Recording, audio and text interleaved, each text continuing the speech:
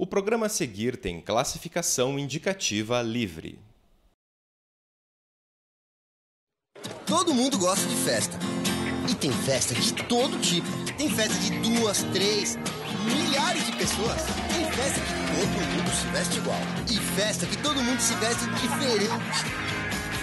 Tem época de festa e festa fora de época. Tem festa que balança uma cidade, um país, um mundo inteiro. Mas não importa qual o seu tipo de festa. Se tem festa, festaço ou festinha, tem que ter camisinha. Você acabou de assistir a um dos vídeos da campanha do Ministério da Saúde de prevenção à transmissão do HIV. É graças a ações como esta que o mundo comemora a redução no número de novos casos ao ano, uma queda de 1/3 entre 2001 e 2012. Mas o Intese vai falar sobre o que os números escondem e as propagandas de prevenção não mostram. As histórias das pessoas que convivem com a AIDS, a vida de mulheres portadoras do vírus que também transmitiram o HIV para os filhos. Eu já sofri muito preconceito por causa do vírus, porque as pessoas elas não têm muita informação, elas acabam fazendo um tabu no colégio mesmo. Já tive muito preconceito, as pessoas me ignoravam, achavam que elas iam pegar até se eu sentasse no mesmo lugar que elas. É sobre a história de pessoas como a adolescente que você acabou de assistir que o Intese vai falar hoje.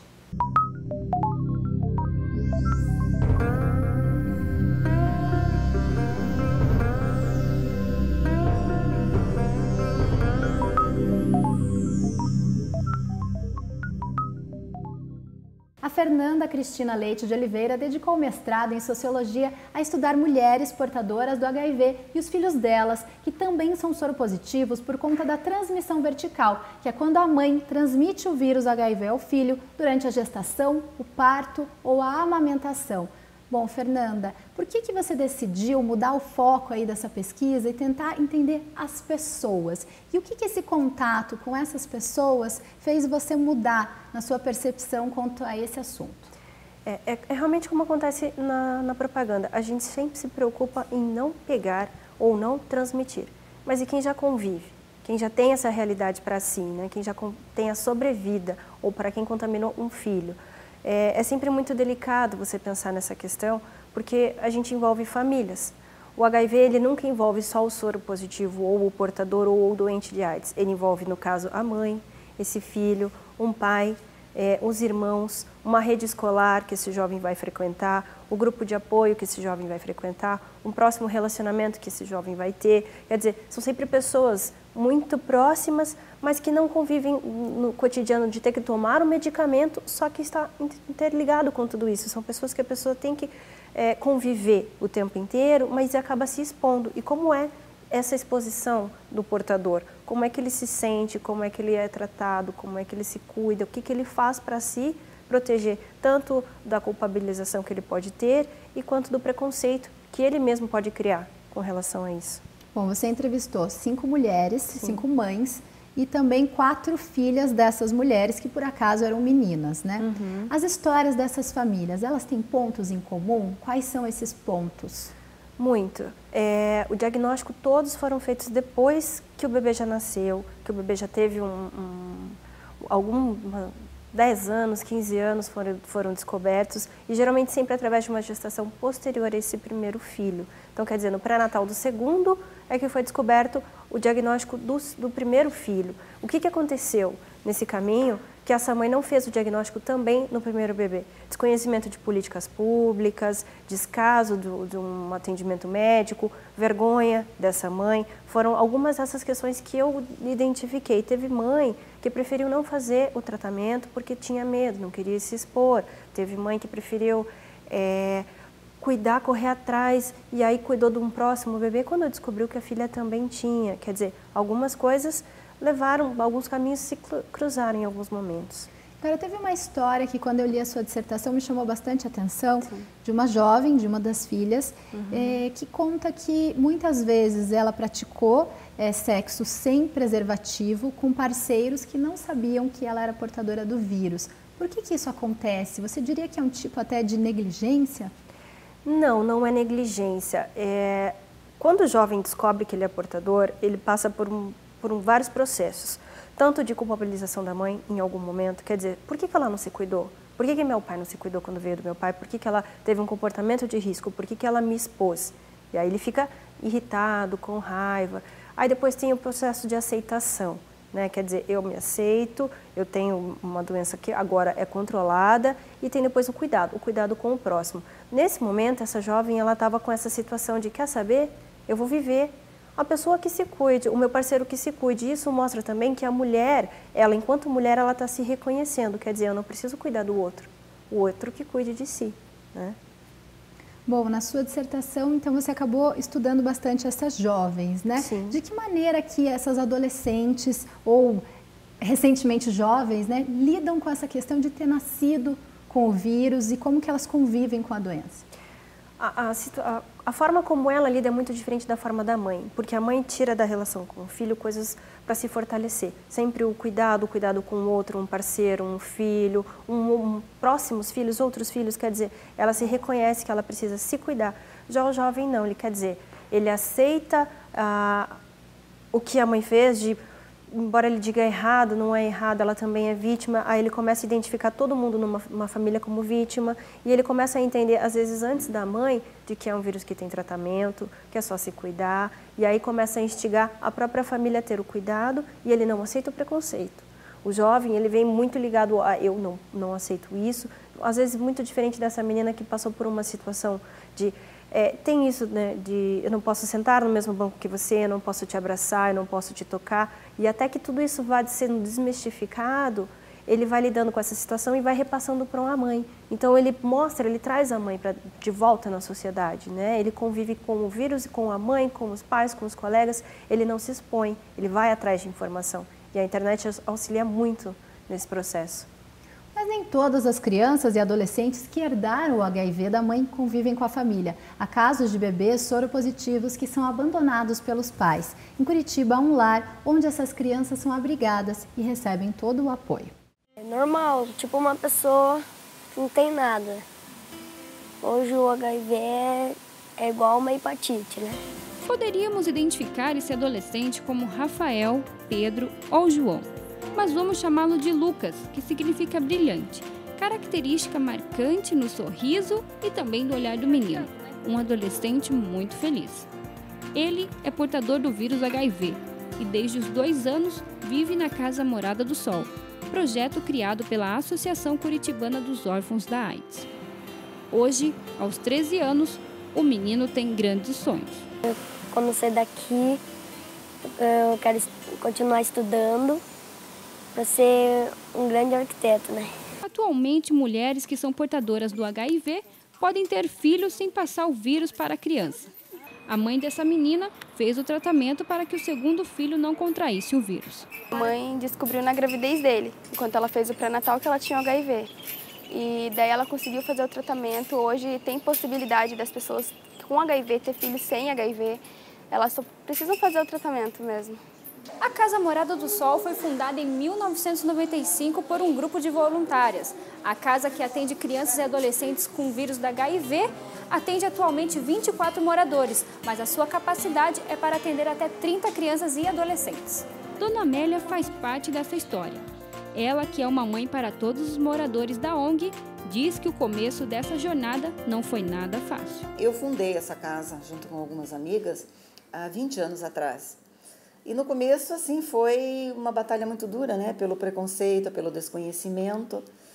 E tudo era muito novo em relação à AIDS, né? Então as pessoas tinham medo mesmo. E essa mãe tem muitos sonhos para o futuro de seus filhos. O meu sonho seria uma independência total para as crianças, que se adotasse mais sem olhar a cor, o tamanho, né? Que as pessoas fossem mais abertas. As nossas crianças não são inadotáveis, elas só querem ser felizes. E eles também sonham com um amanhã melhor. Eu sonho em ser artista plástica. Então agora o meu objetivo é voltar a estudar, né? Que eu voltei esse ano. Eu pretendo trabalhar. Quando eu sair daqui, cuidar dela, que ela também é tudo que eu tenho, e do meu irmão.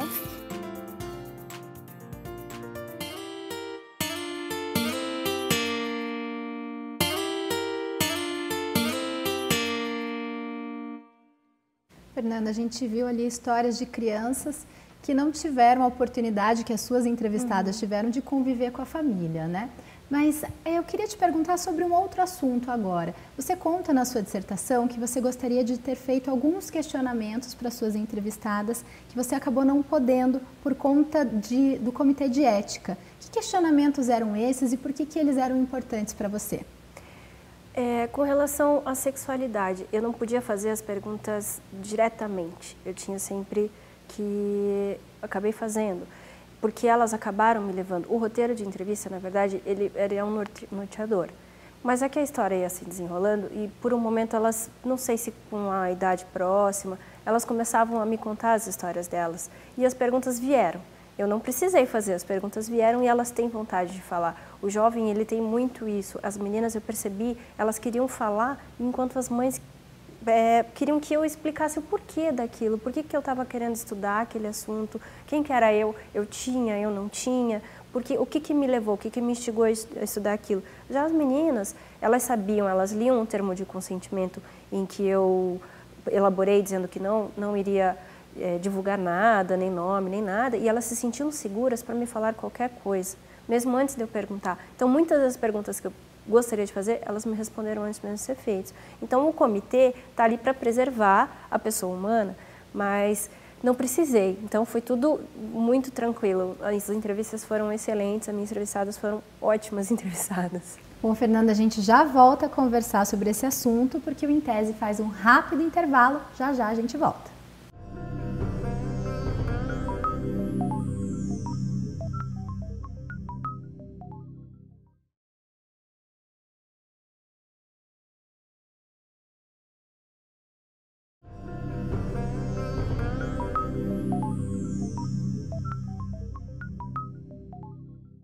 Essa adolescente de 16 anos descobriu durante a gravidez que havia contraído o vírus HIV, mas durante o período de gestação fez todo o tratamento necessário para que o bebê nascesse sem a doença. Tive que começar super rápido, porque eu fui fazer o pré-natal super atrasado, né? Daí tive que tomar um monte de remédios super rápidos, remédios fortes. Isso deu muitos hematomas, comecei a ficar super mal com os remédios. Devo parar no hospital várias vezes. Dos remédios, mas até hoje, graças a Deus, ele está sem nada, né? Agora, a jovem mãe só quer dar um futuro melhor para o filho. Ter uma casa, ter minha família com ele, né? Ser normal, como todos. O Em Tese de hoje está falando sobre a história de mães portadoras do HIV que transmitiram a doença aos filhos durante a gestação, o parto ou a amamentação. A relação entre estas mulheres e os filhos foi o tema do trabalho de mestrado da Fernanda Cristina Leite de Oliveira. Mas você acabou de assistir a uma história que terminou de maneira diferente. A mãe que deu entrevista para a nossa equipe de reportagem não transmitiu o vírus ao bebê. É por isso que nós convidamos também a Cléia Elisa Lopes Ribeiro, que é responsável pela vigilância epidemiológica de AIDS da Prefeitura de Curitiba e também é médica epidemiologista. Cléia, afinal de contas, por que essa mãe conseguiu dar uma história de vida diferente para o filho e, na verdade, é uma história que tem se repetido aqui em Curitiba, né? Porque hoje a gente sabe que quando eu faço o diagnóstico do HIV na mulher gestante e eu inicio uma terapia para essa mulher, eu consigo evitar que ela transmita o vírus para o seu bebê, através da amamentação, na hora do parto ou mesmo durante a gestação. Então, em Curitiba, desde 1999, começou o programa Mãe Curitibana, que faz o teste HIV em todas as gestantes. A partir do diagnóstico, há um acompanhamento dessa gestante, o tratamento, a oferta do AZT na hora do parto e a não amamentação. E assim a gente consegue reduzir um risco de transmissão que é em torno de 20%, 30%, se a mulher não sabe que tem o HIV, para um risco de menos de 2%. Fernanda, na verdade, você também percebeu no seu trabalho, falando com as suas entrevistadas, muitas delas somente descobriram que eram portadoras do vírus HIV no momento em que elas foram fazer um exame pré-natal, né? O exame pré-natal para a segunda gestação, ou uma segunda ou uma terceira. Porque nas gestações anteriores, da década de 80, início dos anos 90, não tinha esse programa Mãe Curitibana, que foi muito elogiado por elas. Então, numa próxima gestação é que foi diagnosticado toda uma família né? Vindo da onde poderia ter sido através de um parceiro, de uma relação extra, desse parceiro ou dessa mãe, e foi aí que tudo foi descoberto entre eles. Cleia, é comum isso, que as mulheres descubram que elas são portadoras do vírus nesse momento? Em Curitiba, desde 99, como a gente está testando muito mais mulheres do que homens, a gente tem encontrado muito mais mulheres portadoras do vírus HIV do que homens. Geralmente, no homem, a gente acaba diagnosticando já com AIDS, com doença avançada. E as mulheres não, elas estão sadias, estão fazendo o seu pré-natal e acabam descobrindo o exame no pré-natal. Então, elas ainda fazem um diagnóstico muito cedo, antes de adoecer. E o diagnóstico antes de adoecer é super importante, porque protege o bebê e você possibilita que essa pessoa não venha desenvolver AIDS, não venha adoecer. Então, a pessoa tem uma vida normal, né, com acompanhamento e com tratamento. Agora, eu imagino que receber esse tipo de notícia no momento em que a mulher está grávida não deve ser nada fácil. Como que a Secretaria de Saúde procede nesse sentido? Todo teste é realizado através de um aconselhamento pré e pós-teste. Então, você explica para a pessoa que está fazendo o teste HIV, o que significa ter HIV, o que significa AIDS, quais as vantagens de saber que tem o HIV cedo, e depois que essa pessoa recebe o resultado, é feito todo um acompanhamento, né, da importância de fazer um segmento clínico, exames para estadiar, né, como é que estão as células de defesa, quanto de vírus essa pessoa tem no organismo, e fazendo esse estadiamento, esse segmento, a gente tem a possibilidade de esclarecer as dúvidas e tornar uma coisa normal para a pessoa. Então, cada consulta de pré-natal a gente faz uma nova conversa, uma nova orientação e acaba se tornando aquilo parte da vida da pessoa, né? E aquele momento é tão mágico e a possibilidade de proteger seu filho é tão forte que essa mulher se fortalece também, eu acho que essa relação eu percebi também nas minhas entrevistadas. O cuidar é sempre a relação da mãe cuidando do seu bebê. Então, ela toma aquela experiência negativa de ter HIV e pensar, não quero isso para o meu filho. Né? E ela protege, ela cuida. Então, ela se cuida, ela cuida do bebê e ela vai cuidar de toda uma família. Ela se fortalece a partir disso, desse bebê. Agora, teve uma família em especial que você entrevistou em que a mãe sabia já que era portadora do vírus e mesmo assim ela teve uma nova gravidez e não procurou maneiras de evitar que o bebê fosse portador do vírus. Como que você entendeu essa questão? É a vergonha, porque assim, a mãe nem sempre tem a noção de que através de programas como esse, ninguém vai saber. Ela sempre acha que alguém vai contar, que alguém vai ver ela indo ao médico, que alguém vai ver o filho sendo acompanhado. E prefere esconder. O sentimento de culpa, embora ela possa ser uma vítima, né, e não um responsável de ter ido atrás de ter se drogado ou ter tido doenças, relações que podem se expor a uma doença infecto-contagiosa, ela se sente culpada também. E ela não quer vitimizar essa criança, então ela prefere esconder. E aí acarreta uma série de prejuízos depois para a criança.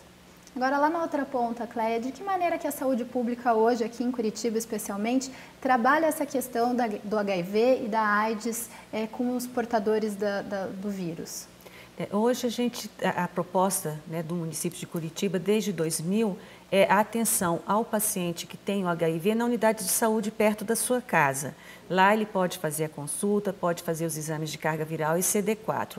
E ele seria encaminhado para os ambulatórios de referência a partir do momento que tem indicação de fazer tratamento, que tenha que usar medicamento, segmento mais rigoroso. Mas, ao mesmo tempo que ele pode ser atendido na unidade de saúde perto de casa, ele tem a possibilidade de escolher a unidade de saúde onde ele quer ser atendido. Porque, às vezes, o paciente mora, os vizinhos dele trabalham na unidade, ele fica com medo de alguém descobrir, então ele tem essa possibilidade de também ser atendido em outra unidade de saúde. Mas o segmento é oferecido o teste anti-HIV, o exame de carga viral, que é o que quantifica a quantidade de vírus no sangue, o exame de CD4, que mede a quantidade de células de defesa no sangue. Esses exames são feitos na unidade de saúde perto de casa. É bem descentralizado no município de Curitiba. E agora, para a mulher grávida, que de repente não procura o médico para fazer o acompanhamento, até que momento que é possível fazer esse diagnóstico e tomar algum tipo de medida? A gente sabe que 70% da transmissão do HIV acontece na hora do parto.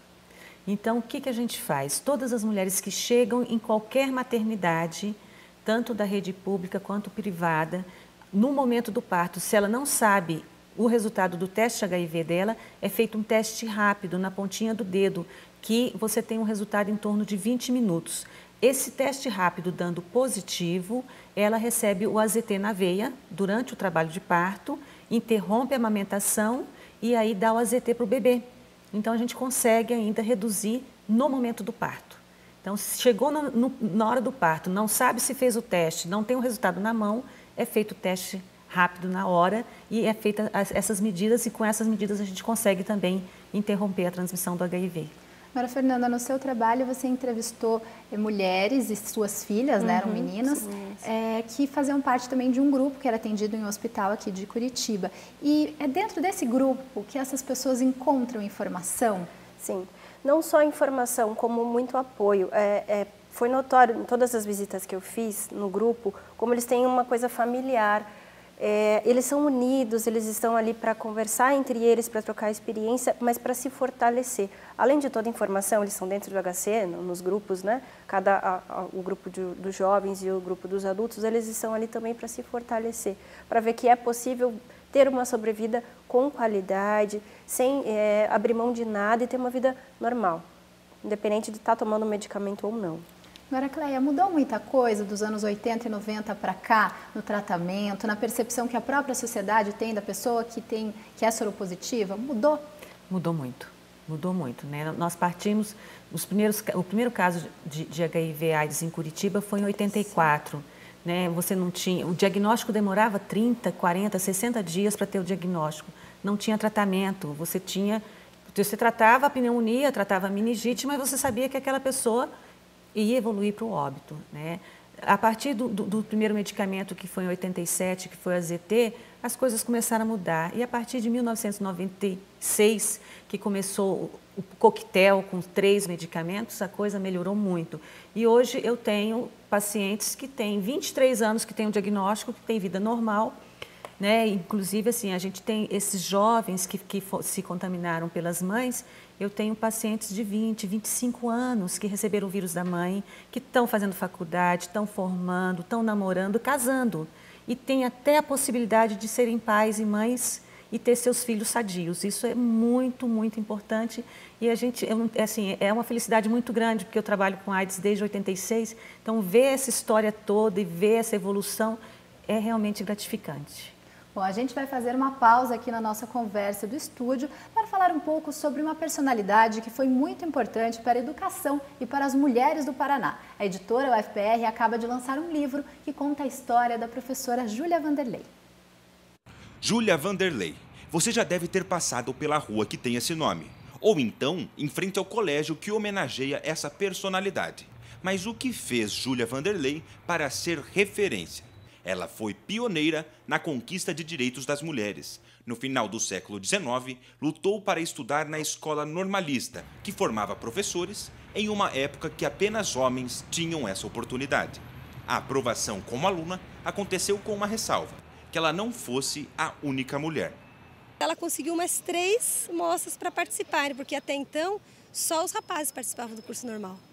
As mulheres ficavam de fora. Se elas quisessem fazer o curso normal, elas tinham que contratar professores particulares. E aí, esses professores, né, faziam todo um trabalho, né, de conteúdo curricular da época, e elas prestavam um exame, que chamava exame vago, que era na frente de uma banca. Se elas conseguissem êxito, elas eram tidas como normalistas, né, recebiam a certificação. Júlia Vanderlei foi nomeada a primeira normalista do Paraná e pouco depois construiu carreira na Escola Tiradentes, onde chegou a ser diretora. Além da atividade educacional, Júlia é conhecida por contribuir com a preservação da história do Paraná, por meio da coleção de imagens que ela formou. Todos esses papéis motivaram a professora Silvete a escrever uma biografia de Júlia. O tema o mito, né? Quer dizer, todas as circunstâncias que envolveram Júlia Vanderlei, né? O que de fato tornou o nome dela um nome importante. Claro, tem toda a questão do paranismo da época, ela era amiga também dos paranistas e tinha aquela certa rivalidade Paraná e São Paulo, porque Paraná mesmo, não sendo mais comarca de São Paulo, ainda tinham muitas caravanas de professores que vinham de São Paulo como se estivesse orientando aqui os paranaenses. Então, o que se queria? Se fortalecer as próprias mulheres e homens do Paraná, educadores, e valorizar a educação da época. No trabalho de mestrado, que deu origem ao livro Professora Júlia Vanderlei, a pesquisadora traz aspectos pessoais da biografada, como a vontade de ser mãe. A irmã, que veio logo após ela, era casada e estava aguardando o terceiro filho. Aliás, estava grávida do segundo filho. E ela não conseguia engravidar, né? Ela teve cedo, ela teve problema ovariano, de acordo com o que ela comenta no diário. E quando nasceu o segundo filho da sua irmã, né, da Minervina, ela ficou muito emocionada. E aí a irmã, né, provavelmente comovida com o fato, e ela conta ali que estava a irmã, a sogra da irmã, e ela disse: se eu tiver mais um filho, eu dou para você. E essa irmã teve outros mais filhos, mas o terceiro filho dessa irmã, ela realmente doou para Júlia Vanderlei, que é o Júlio, né, que ela fala, meu Julinho. E esse diário e essas coleções de imagens, tudo que ela colecionou, tudo que ela guardou é para esse filho. A importância da personagem motivou a direção do Colégio Estadual Júlia Vanderlei a divulgar a história. Esse ano nós estamos lançando, junto com as orientações para a família, um breve histórico de quem foi a Júlia Vanderlei. Conhecer a dedicação de Júlia pela educação faz com que ela se torne exemplo para as novas gerações. Como ela foi a primeira mulher a ser professora aqui no Paraná e tudo mais, é legal a gente conviver com essa coisa de ter uma mulher de referência na própria escola, que trabalha tanto em casa, a mãe, né? Normalmente é a mulher, no nosso exemplo, e chega na escola também ter, né, além das professoras, a história da própria, o nome da escola já ser um outro exemplo para a gente no dia a dia de mulher, né, de superar todos os contras que tinha na época e tudo mais. Você encontra o livro sobre a história da professora Júlia Vanderlei no site da editora UFPR e nas livrarias dos campi da Reitoria e do Centro Politécnico. Bom, Fernanda, a gente viu a história de uma mulher que foi bem importante para a história do Paraná e na sua dissertação você acabou entrevistando apenas mulheres também. Então, por isso, a minha última pergunta para você é o seguinte: afinal de contas, de que maneira que as mulheres que você entrevistou lidam com o HIV, lidam com essa questão, com o preconceito, com os problemas que elas enfrentam? Como que a mulher trabalha essa questão? Estudar mulheres não foi só, as filhas no caso, não foi a intenção da pesquisa, foi uma coincidência. Mas foi interessante porque eu tive duas perspectivas femininas, a da mãe e a da filha. As filhas no momento não estão gestando, não tiveram filhos até então, mas elas estão numa perspectiva de eu vou viver, eu quero viver para mim, vou ser feliz, sabe? Excluindo o HIV da vida delas. Bom, ali naquele momento de tomar o medicamento ela toma, na hora de precisar conversar sério ela conversa. Já a mãe não. A mãe tem sempre o cuidado com essas crianças, com essa filha, ou com outros filhos. Teve uma mãe que eu entrevistei que tinha um menino. Ela tem sempre o cuidado, ela tem sempre o medo. Mas ela pensa, eu vou viver porque eu preciso viver para ele. Enquanto ele tiver, ela e ele tiver condições de seguir em frente sem precisar do meu apoio, eu tenho que me manter sempre forte. E é isso que segura essa mãe, né? O cuidado sempre com o outro, que é uma coisa muito feminina. Dos estudos de gênero a gente observa muito isso. A mulher sempre tem o cuidado, o cuidar de alguém. E é isso que fortalece tanto a mãe quanto a mulher. Cleia, para finalizar, é possível a gente dizer que hoje vivemos um novo momento com relação ao HIV? Essa pesquisa também acabou mostrando isso, um novo tipo de relacionamento das pessoas portadoras do vírus com a sociedade? Eu acredito que sim, mas assim, ainda tem muita coisa para caminhar. A gente ainda tem a preocupação com o preconceito, com os medos, as dúvidas, isso ainda é presente, ainda tem pessoas que têm muito medo de fazer o seu diagnóstico, alguém ficar sabendo, e cada vez mais a gente está mudando o olhar com relação à AIDS. Hoje, a perspectiva é, se você teve risco, faça o teste o mais cedo possível, porque fazendo o teste cedo, você começa a tratar cedo. E tratando cedo, você corta a cadeia de transmissão. Nos últimos congressos, nos últimos 2 anos, a ideia é, se todas as pessoas do mundo que têm o vírus HIV descobrirem que têm o vírus e se tratarem, daqui a 30 anos não tem mais AIDS no mundo. Corta a cadeia de transmissão. Mas para isso eu tenho que me enxergar como um risco, procurar atendimento e começar a tratar cada vez mais precoce. Cleia, Fernanda, obrigada pela participação no Em Tese de hoje. Nada, agradecemos o convite, a oportunidade. Obrigada. Hoje o Em Tese falou sobre a dissertação de mestrado em Sociologia da Fernanda, que estudou mães e filhos portadores do vírus HIV. Se você quiser ler o trabalho completo, é só acessar o banco de teses da UFPR no endereço que aparece aí na sua tela. Se você gostou deste programa, dá para assistir novamente. A nossa programação completa e todos os Em Tese estão disponíveis no site da UFPR ou nas nossas redes sociais. Até a próxima!